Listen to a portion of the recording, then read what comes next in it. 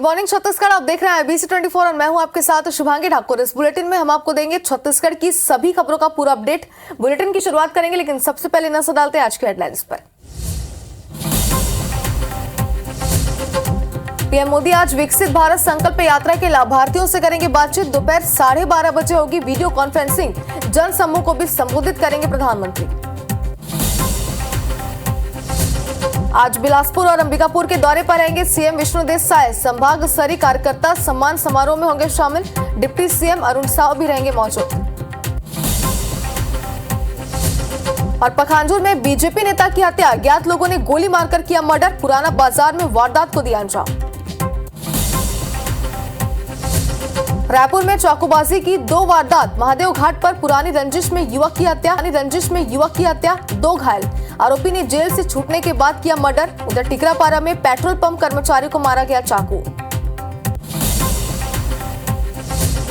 T20 series के लिए भारतीय टीम का ऐलान। अफगानिस्तान के खिलाफ खेला जाएगा मैच। टीम में मध्य प्रदेश के आवेश खान भी शामिल। रोहित कोहली की वापसी, राहुल अय्यर और जडेजा हुए बाहर।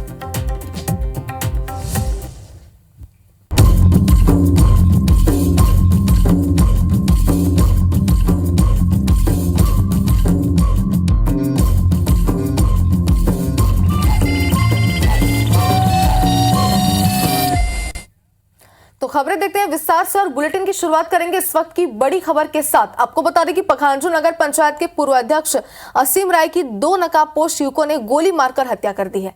असीम रविवार शाम करीब 8 बजे पखांजूर यूनियन संघ में पहुंचे थे और कार्यालय से बाहर निकलते ही 2 बाइक सवार अज्ञात आरोपियों ने बीजेपी नेता को गोली मार दी और अस्पताल ले जाते वक्त बीजेपी नेता की मौत हो गई। घटना को अंजाम देने के बाद दोनों आरोपी मौके से फरार हो गए। पुलिस लगातार उनकी तलाशी में जुटी हुई है। और ज्यादा जानकारी के लिए हमारे संवाददाता अमिताभ भट्टाचार्य हमारे साथ जुड़ गए। अमिताभ, सबसे पहले तो विस्तार से आपसे यही समझना चाहते हैं कि 2 लोगों ने इस पूरी वारदात को अंजाम दिया है, कैसे उन्होंने इस घटना को अंजाम दिया और जिन अज्ञात लोगों के खिलाफ फिलहाल पुलिस से शिकायत दर्ज की हुई है, उनका पता चल पाया अब तक? जी देखिए, अभी तक जो है आरोपियों का कोई पता नहीं चला है। पुलिस ने सीसीटीवी खंगाल रहे हैं, जबकि यहाँ ये जो रात को घटना घटी है, पूरे क्षेत्र में एक आतंक का माहौल पैदा हो चुका है। लोग रोज सड़क पे उतर चुके हैं। पूरे क्षेत्र में जो है बंद का आह्वान किया गया था और बंद है, चक्का जाम है। लोग सड़क पे उतर के प्रदर्शन कर रहे हैं। जी अमिताभ, लेकिन किस वजह से इस वारदात को अंजाम दिया गया था? क्या इस पर कोई जानकारी अब तक सामने आई है? क्या बीजेपी नेता का किसी से विवाद था? क्या कोई मामला इस पर सामने आया है? देखिए, ये असीम राय जो था वो विक्रम उसेंडी जगह बहुत ही करीबी था और इस बार चुनाव में वो जो है यहाँ का चुनाव संचालन कर रहा था। और साथ में अभी पखांजूर का नगर पंचायत जो है कांग्रेस के जो है वहाँ का अध्यक्ष है। कांग्रेस शासन चल रहा है उसपे नगर पंचायत में, जिसके चलते वहाँ पे अविश्वास प्रस्ताव को बुलाया गया है। अविश्वास प्रस्ताव के जो है अभी पूरे पार्षदों को खरीदी फरोख्त चल रहा है, जो इससे पार्षदों को उठा के ले गया। इसका भी जो है नेतृत्व जो है असीम राय कर रहा था। और आज जो है उसके बाद जो है ये असीम राय के ऊपर कई तरह का गंभीर आरोप लगा रहे थे। इन लोग जबरदस्ती कर रहा है और इसमें कुछ बातें जो है पुराने रंजिश भी दिख रहा है, जिसमें पिछले समय जो है असीम राय कांग्रेस शासन के समय असीम राय का जो है मकान तोड़ दिया गया था और अभी कुछ लोगों का मकान टूटने का ऐसा कहीं पे उसमें जो नोटिस दिया गया है मकान तोड़ने का, इसी को लेकर भी देखा जा सकता है। जी बिल्कुल अमिताभ, तो जाहिर सी बात है कि जिन 2 लोगों ने इस वारदात को अंजाम दिया उनका अब तक कोई पता नहीं चल पाया। उनसे उनका पता चलने के बाद तलाशी पूरी होने के बाद उनसे पूछताछ की जाएगी और इस पूरे मामले का खुलासा होगा। तो अपडेट आपसे लेंगे। फिलहाल शुक्रिया तमाम जानकारी के लिए।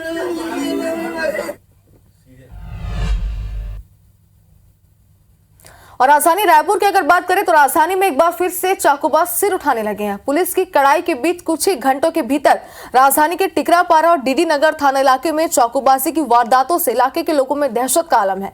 पहली घटना डीडी नगर की आपको बताते हैं, जहां डीडी नगर थाना इलाके के महादेव घाट क्षेत्र में बदमाशों ने आशीष बंजारे नाम के युवक की चाकू मारकर बेरहमी से हत्या कर दी। वहीं आशीष के साथ 2 अन्य युवक उमेश मास्कोले और आकाश यादव को भी चाकू से वार कर घायल कर दिया। दोनों को गंभीर हालत में एम्स अस्पताल में दाखिल कराया गया है। आरोपी बिट्टू और मृतक आशीष बंजारे के बीच जेल में भी विवाद हुआ था, जिसके बाद दोनों 1 महीने पहले ही जेल से छूटकर आए हैं। वहीं टिकरापारा की अब बात करें तो टिकरापारा थाना इलाके में भी चाकूबाजी की घटना सामने आई है। यहां लालपुर पेट्रोल पंप के कर्मचारी को एक बाइक पर आए 3 अज्ञात हमलावरों ने पहले पेट्रोल भरने के हुए विवाद के बाद चाकू मारकर हमलावर यहां से फरार हो गए। पीड़ित कर्मचारी का नाम प्रशांत मिश्रा बताया जा रहा है। उसे गंभीर हालत में अस्पताल दाखिल कराया गया है। हमले की यह पूरी वारदात वहां लगे सीसीटीवी कैमरे में भी कैद हो गई है, जो आप अपने टीवी स्क्रीन पर भी देख सकते हैं।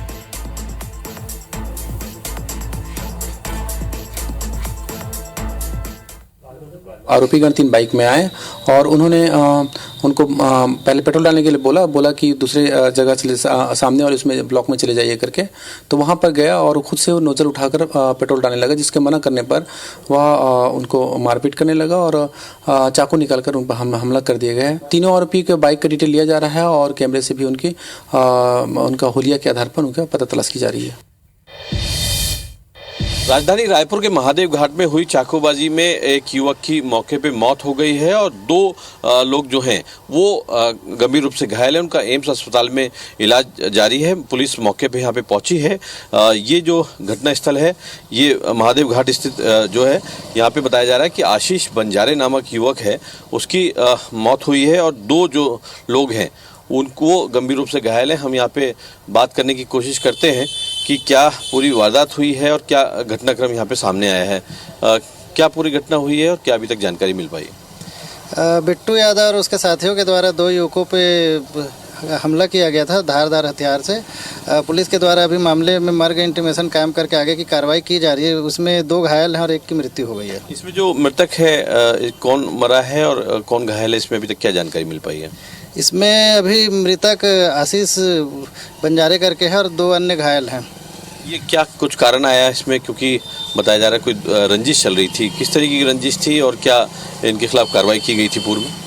इसमें पुराने समय से इन लोग की रंजिश चल रही थी। जो मृतक का दोस्त जो घायल है मस्कोले और जो मुख्य आरोपी है बिट्टू यादव, दोनों जेल से कुछ ही समय पहले छूट कर आए हैं और जेल में ही इनके बीच में रंजिश चल रही थी और पहले भी कुछ मामलों को लेकर इनके बीच में उलझन हुई थी। ये अभी तक क्या इसमें पतासाजी कर पाई है, क्या पुलिस इनके पकड़ने के क्या प्रयास किए गए, अभी कोई गिरफ्तार हो पाया या हिरासत में। पुलिस और क्राइम ब्रांच की टीम लगातार इस मामले में तस्दीक कर रही है और जहां जहां पे इनके मिलने की सूचना है वहां पे तफ्तीश की जा रही है। 1 आरोपी को भी फिलहाल गिरफ्तार किया गया है। ये थे जयप्रकाश बढ़ई जी, एडिशनल एसपी जो रायपुर पश्चिम बता रहे थे। ये वही जगह है जहां पे जो आशीष बंजारे नामक युवक की इसमें मौत हुई है। आप ये देख सकते हैं कि यहाँ पे अंदर ले जाके इसको मारा गया है। ये कमरा नुमा एक गोपनीय कक्ष बनाया। अभी हालांकि यहाँ पे पुलिस गई थी, इसके अंदर जाके यहाँ पे उसको मारा गया है चाकू। और ये महादेव घाट में पुलिस मौके पहुंची है, पुलिस के आला अधिकारी यहाँ पे मौके पहुंचे हैं। अभी तक जो बताया जा रहा है कि इसमें 1 आरोपी जो है वो हिरासत में है और अभी जो बाकी जो आरोपी है उसमें बिट्टू जो नाम आया है, बिट्टू यादव, वो अभी इसमें फरार चल रहा है। अभी कैमरामैन लखन शर्मा के साथ तहसीन जैदी, IBC 24 रायपुर।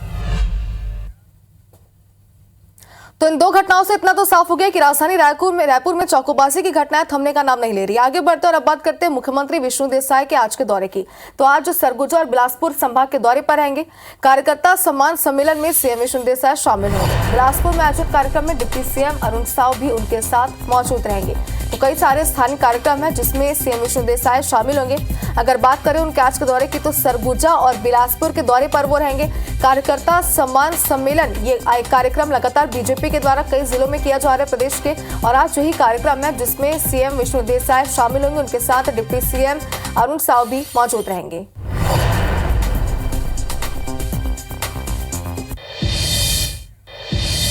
इधर राज्य में भक्त राजीव माता जयंती महोत्सव में मुख्यमंत्री विष्णु देसाई शामिल हुए। कार्यक्रम में साहू समाज के पदाधिकारियों ने सीएम साई का जोरदार स्वागत किया।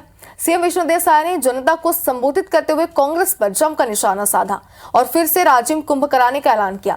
सीएम साई ने कांग्रेस सरकार पर तंज कसते हुए कहा कि जब हमारी सरकार थी तब देश नहीं विदेश में राजिम का नाम था। जरूर पिछली कांग्रेस सरकार इसमें कमी की थी। वहीं किसानों को दिए जाने वाले अंतर की राशि को लेकर कहा कि छत्तीसगढ़ में विरासत के रूप में खाली खजाना मिला है, व्यवस्था कर किसानों के खाते में एक मुश्त अंतर की राशि दी जाएगी।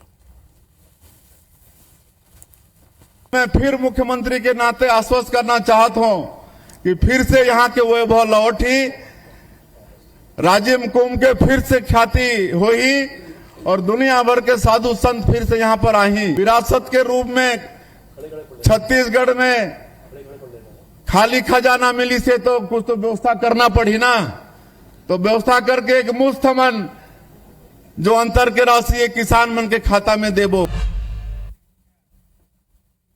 और बीजेपी कार्यालय में विधानसभा चुनाव में हारे हुए प्रत्याशियों की बैठक हुई। इस बैठक में क्षेत्रीय संगठन महामंत्री अजय जामवाल और प्रदेश अध्यक्ष किरण सिंहदेव मौजूद रहे।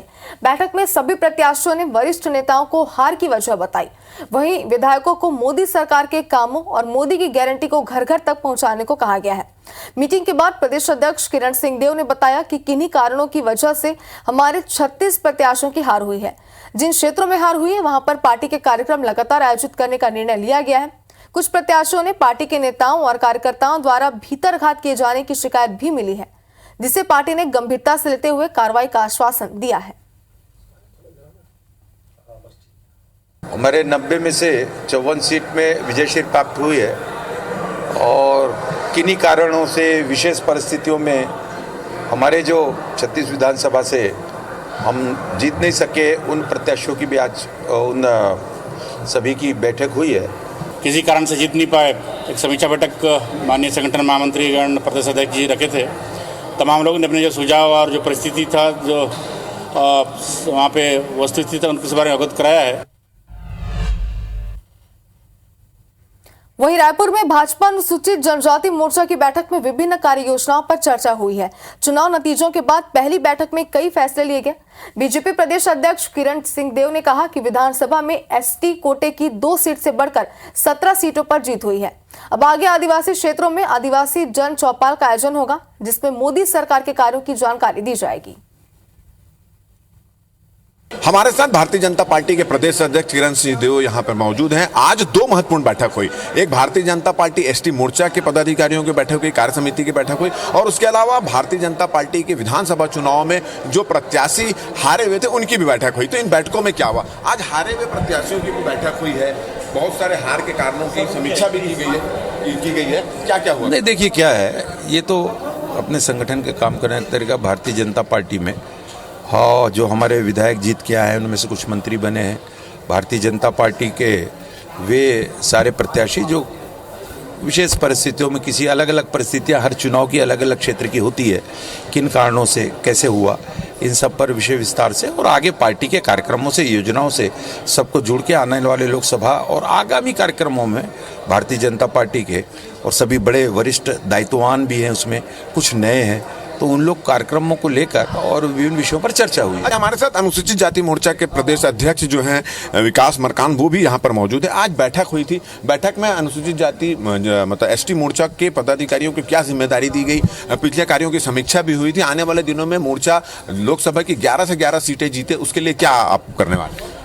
आगामी लोकसभा चुनाव की दृष्टि से भारतीय जनता पार्टी अनुसूचित जनजाति मोर्चा की ये महत्वपूर्ण बैठक हुई और इस बैठक में हमने तय किया कि आदिवासी जन चौपाल के माध्यम से हम अपने आदिवासी क्षेत्रों में जाएंगे और उस जन चौपाल में हम माननीय प्रधानमंत्री नरेंद्र मोदी जी को धन्यवाद देंगे कि प्रदेश में पहली बार किसी असली आदिवासी को उन्होंने मुख्यमंत्री बनाया है। बूथ स्तर तक, शक्ति केंद्र स्तर तक जनजाति मोर्चा को सक्रिय करने के लिए रणनीति बनी है और उस पर हम काम करेंगे। प्रदेश नेतृत्व और राष्ट्रीय नेतृत्व ने जो जवाबदारी जनजाति मोर्चा को दिया है उसका हम पालन करेंगे। तो ये थे विकास मरकाम और इनका कहना है कि अभी वो जो है 11 लोकसभा के चुनाव की रणनीति को लेकर बैठक हुई है और उसमें उन्होंने तय किया है कि मोदी जी की जो गारंटी है, मोदी जी के जो वादे हैं, आदिवासियों के लिए मोदी जी सरकार ने जो काम किए हैं उनको लेकर आदिवासी क्षेत्रों में जन चौपाल लगाएंगे। अब देखना है कि ये जो प्रयास हो रहे हैं ये भारतीय जनता पार्टी को 11 से 11 सीटें लोकसभा में दिलाती है या नहीं दिखाती। कैमरामैन नजीर खान के साथ राजेश मिश्रा, IBC 24 रायपुर। और छत्तीसगढ़ में लोकसभा चुनाव के लिए पार्टियों की तैयारी शुरू हो चुकी है। प्रदेश में 11 लोकसभा सीटें हैं। फिलहाल भाजपा के पास 9 और कांग्रेस के पास 2 सीट है। कांग्रेस की 2 सीट में एक कोरबा तो दूसरी बस्तर है और उसी बस्तर से बीजेपी ने लोकसभा के लिए चुनावी शंखनाद किया है। आम चुनाव के लिए किस पार्टी की तैयारी कितनी खास है, देखिए इस रिपोर्ट में।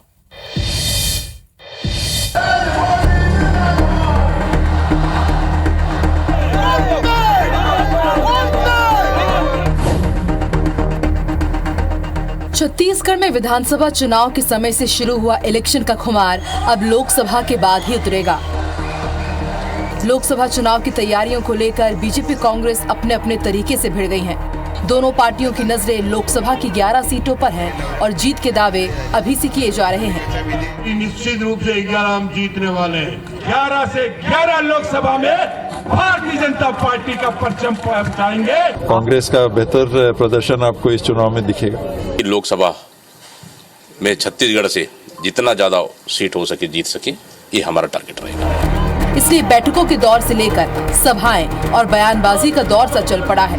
कार्यकर्ताओं को चार्ज करने के लिए हर तरीके अपनाए जा रहे हैं। जनवरी के शुरुआती हफ्ते में ही सियासी गर्माहट शुरू हो चुकी है। इंडी आओ या कोई पिंडी आओ, कोई घमंडी आओ या कोई नबंडी आओ, ये भारतीय जनता पार्टी का कार्यकर्ता 19 से भी ज्यादा सीट जीता करके मोदी जी की झोली में डालेगा, ये हमारा संकल्प। आम चुनाव है मगर तैयारी खास की जा रही है। बात बीजेपी की करे तो पार्टी ने अपनी रणनीति तेज कर दी है। लगातार एक के बाद एक बैठकों का दौर जारी है। बैठकों में लोकसभा चुनाव को लेकर रणनीति तैयार की जा रही है। भाजपा ने छत्तीसगढ़ की लोकसभा की 11 में से 11 सीट जीतने का लक्ष्य रखा है। 2019 के लोकसभा में 11 में से 9 सीट जीतने वाली बीजेपी का लक्ष्य इस बार 11 की 11 सीटें जीतने का है और इसलिए बीजेपी ने चुनावी बिगुल बस्तर से फूंका है, क्योंकि ये वो सीट रही जहां उन्हें साल 2019 में हार मिली थी। शनिवार को जगदलपुर में बीजेपी ने कार्यकर्ता सम्मान सम्मेलन का आयोजन किया, जिसमें प्रदेश बीजेपी के सभी दिग्गजों के साथ साय सरकार भी मौजूद रही। वहीं रविवार को बीजेपी ने अनुसूचित जनजाति मोर्चा की सीएम विष्णुदेव साय और किरण देव की अध्यक्षता में बैठक हुई, जहां लोकसभा की रणनीति और मोदी की गारंटी पर चर्चा हुई। आने वाले लोकसभा चुनाव की दृष्टि से हमारे आज की कार्य समिति में भी टास्क दिया गया है, कार्य योजना बनाई गई है और फिर से लड़ाई के लिए मैदान में उतरेंगे। उसकी पूरी तैयारी सभी प्रकोष्ठ और मोर्चों को फिर से तैनात करेंगे। हमारे युवा, महिला प्रकोष्ठ सभी पुनः मैदान पर उतरने वाले हैं। विधानसभा में करारी हार के बाद कांग्रेस पार्टी का भी पूरा फोकस अब लोकसभा पर है। हार के बाद एआईसीसी ने प्रदेश प्रभारी बदल दिया। सचिन पायलट के पास अब छत्तीसगढ़ के कांग्रेस कार्यकर्ताओं में फिर से एनर्जी लॉन्च करने की जिम्मेदारी के साथ साथ पार्टी के अंदर चल रहे कलह को खत्म करने की चुनौती होगी। कांग्रेस की लोकसभा को लेकर तैयारी की बात करें तो एआईसीसी ने छत्तीसगढ़ में 18 सदस्य प्रदेश चुनाव समिति की घोषणा कर दी है। समिति का अध्यक्ष प्रदेश कांग्रेस अध्यक्ष दीपक बैज को बनाया गया है। प्रदेश प्रभारी बनने के बाद 11 जनवरी को पहली बार छत्तीसगढ़ के दौरे पर रहेंगे। नेता कार्यकर्ताओं के साथ बैठकों का पूरा खाका तैयार करेंगे। राहुल गांधी की न्याय यात्रा 17 जनवरी को छत्तीसगढ़ प्रवेश करेगी। यात्रा 7 जिले और 5 लोकसभा सीट से गुजरेगी। ये यात्रा लोकसभा के हिसाब से अहम मानी जा रही है। हमारे पास भी बेहतर रणनीति है और हम लोग तमाम वरिष्ठ नेताओं के साथ मिलकर लगातार रणनीति बना रहे हैं और आने वाला समय में जितना बेहतर हो सके, अभी प्रभारी भी हमारे आने वाले हैं, उनके साथ बैठक होने के पश्चात हम लोग एक नई रणनीति के साथ हम लोग लोकसभा चुनाव में जाएंगे। विधानसभा चुनाव में मोदी की गारंटी पर जनता ने भरोसा किया। आओ नहीं सही वो, बदल के रही वो। और अब चुनावी मैदान में सीधे पीएम मोदी होंगे। वहीं दूसरी तरफ इंडियन अलायंस होगी, जो अभी किसी एक चेहरे पर सहमति नहीं बना पाई है। कुल मिलाकर इस बार का आम चुनाव बहुत दिलचस्प होगा और दोनों ही पार्टियां पूरी तरह से चुनावी मोड में आ चुकी हैं। हिम्मत रखो, हम लड़ेंगे, इसको डरेंगे नहीं। मोदी की गारंटी में जो भी वादा करे हम पार्टी करी से। छत्तीसगढ़ की 11 सीटों के लिए लड़ाई का ये तो अभी आगाज है।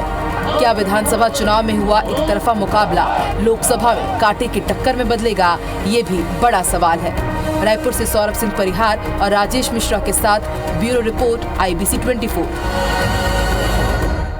और अब इस वक्त की बड़ी खबर आपको दिखाते हैं बेमेतरा से, जहां फैक्ट्री में भीषण आग लगी है। लाखों का सामान जलकर खाक हो गया। आग लगने का कारण अज्ञात है, यानी कि किस वजह से ये भीषण आग यहाँ पर लगी है, फिलहाल ये जानकारी नहीं मिली है। कीरतपुर का ये पूरा मामला बताया जा रहा है। तो बेमेतरा से और IBC 24 में आपको सबसे पहले ये तस्वीरें भी दिखा रहे हैं एक्सक्लूसिव। कितनी भीषण आग लगी, आग का गुबार आप देख सकते हैं आसमान पर पूरा छाया हुआ यहाँ पर नजर आ रहा है। और कितनी भीषण आग लगी थी, इस तस्वीरों से साफ आप अंदाजा लगा सकते हैं। फैक्ट्री है तो जाहिर सी बात है कि लाखों का नुकसान भी यहाँ पर हुआ होगा, लेकिन तस्वीरें जो बयां कर रही है इतनी भीषण आग, ये किस वजह से लगी है, फिलहाल ये जानकारी तो सामने नहीं आई है। दमकल की टीम को मौके पर सूचित किया गया है।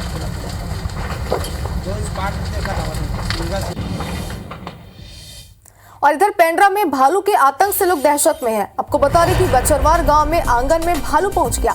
सीसीटीवी कैमरे में पूरी तस्वीर कैद हुई है। 2 दिन पहले भी इसी गांव में भालू घुसा था और लगातार भालुओं के घुसने से यहां पर लोगों में दहशत का माहौल है। फुटेज आप देखिए किस तरीके से आंगन में भालू यहां पर घुस चुका है। जाहिर सी बात है लोगों की जान को यहां पर खतरा है और इस वजह से ही लोगों में दहशत का भी माहौल है। ये सीसीटीवी फुटेज जो सामने है आप टीवी स्क्रीन पर देख सकते हैं। और 2 दिन पहले यहाँ पर एक बार फिर से भालू घुस गया था, जिसकी वजह से अब यहाँ के लोग दहशत में हैं।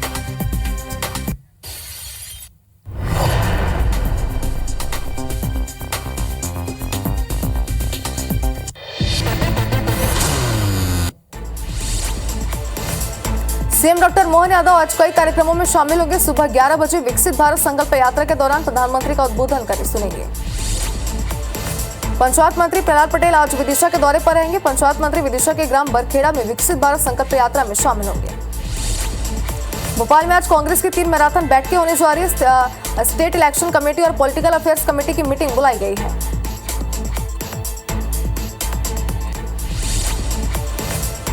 राजधानी भोपाल में आज नए विधायकों की पाठशाला लगेगी, जहां लोकसभा अध्यक्ष ओम बिरला संसदीय नियम सिखाएंगे। कार्यक्रम 2 दिन तक चलने वाला है।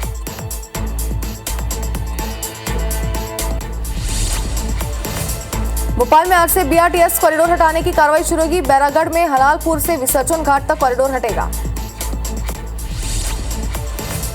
गुना के मोगड़ा रेलवे ट्रैक पर हादसा हो गया। रेलवे ट्रैक पार करते समय ट्रेन से 2 लोग टकरा गए। हादसे में दोनों की मौत हो गई।